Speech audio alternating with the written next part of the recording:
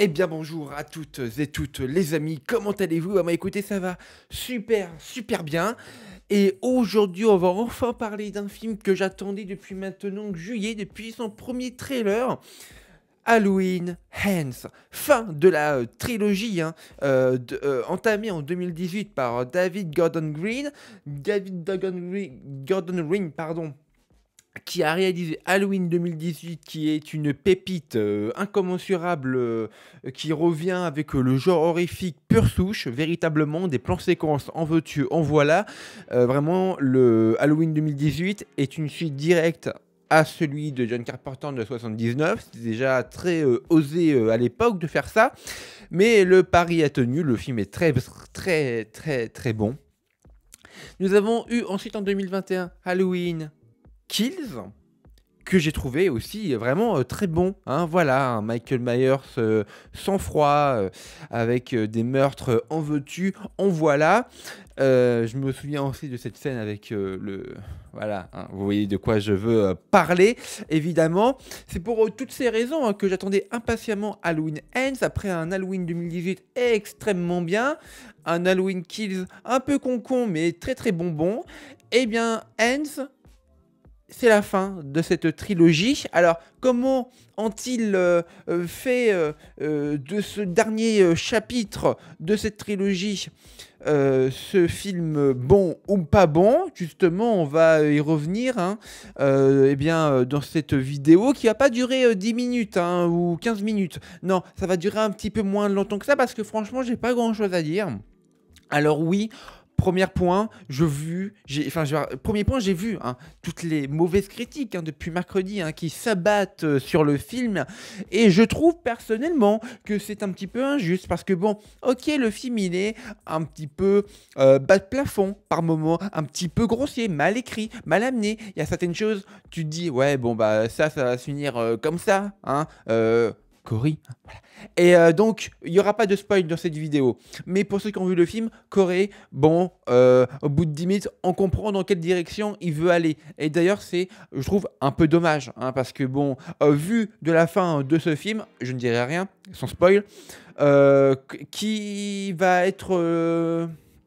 comment va-t-il voilà quoi, comment la franchise Halloween va perdurer, parce que Jason Blum, le créateur de Blumhouse, la boîte de production spécialisée dans les domaines de l'horreur sur la houlette de Universal, l'a dit dans une interview, il y aura d'autres films Halloween, mais comment tu vas faire perdurer cette franchise sans certains personnages clés en fait de la franchise, tout simplement, qui sont là depuis longtemps. Donc du coup, ce qui m'emmène à poser la question pour vous les amis, qu'avez-vous pensé du film? Parce que franchement, moi, il y a beaucoup de gens qui m'ont dit ah tu vas pas aimer, ah c'est trop. Et franchement, Lohan, on te connaît, on sait que t'aimes bien quand ça gicle du sang partout, blablabla, tu vas pas aimer. Déjà là, ça m'avait un petit peu refroidi. Je me suis dit, ah bon, ah d'accord, c'est pas comme le Kills.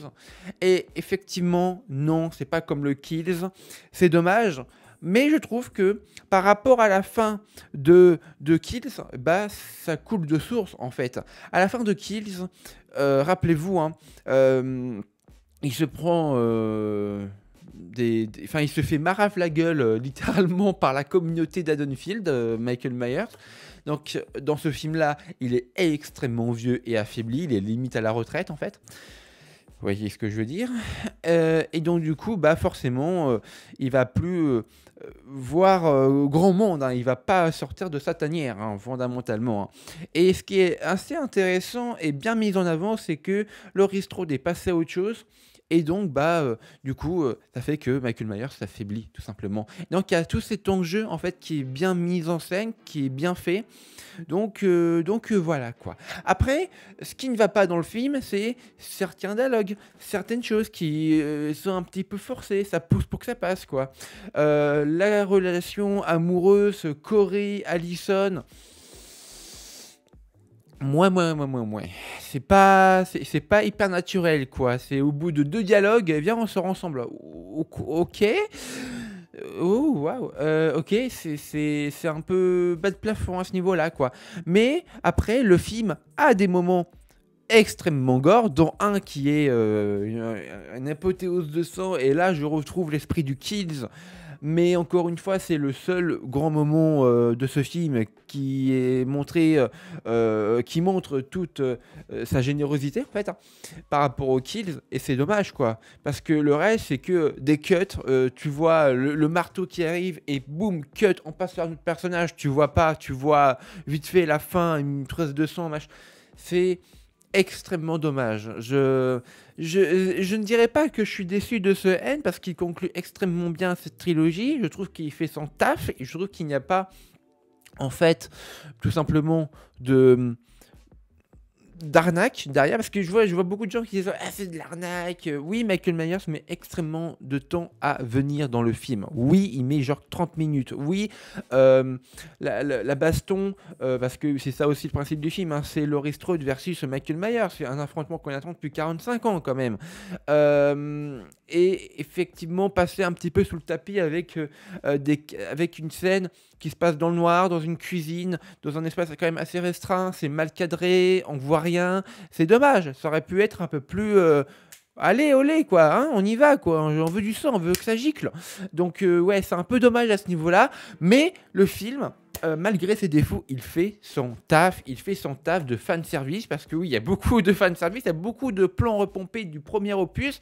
Bon, moi, personnellement, j'ai été voir le premier opus sur Salto, parce qu'il est sur Salto actuellement, donc j'ai vu le film original sur Salto avant la sortie de 2018, donc c'était en 2018, du coup quelques jours avant, et je me souviens quand c'était hier, vous voyez. Donc quand je vois Michael Myers qui s'amuse à poignarder une nana contre un mur et qu'il le regarde en mode oh c'est mon œuvre d'art, et c'est exactement ce qui se passe comme dans le premier. Donc oui, il y a beaucoup de références visuelles par rapport au premier de John Carpenter, qui sont un petit peu repompées là-dessus. Il y a des choses qui ne fonctionnent pas, sincèrement, je vais pas dire quoi, parce que ça reviendrait à spoiler, mais pour ceux qui ont vu le film, vous savez de quoi je parle. Corey Allison, ça ne fonctionne pas, on n'y croit pas. L'espèce de l'ex de Allison, le flic là, pareil, c'est vraiment un espèce de personnage Némésis qui va pas durer longtemps, hein, qui est là juste pour dire hey, je suis le méchant du film, venez, regardez, je suis méchant. Hein, hein, hein. Bon, voilà, c'est un petit peu, voilà quoi. Michael Myers. Ça me dérange pas en fait qu'il soit pas là. Ça me dérange pas qu'il soit pas là pendant le film parce que vu la fin de Kills, ça coulait de source en fait que ça allait être comme ça. Donc voilà.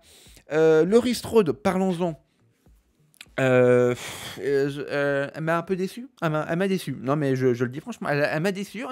Elle est où la Final Girl que je connais du film de Carpenter, que je connais des 6 autres suites qu'il y a eu derrière, que je connais de Halloween 2018 qui était très bonne, du Kills aussi qui était très bon.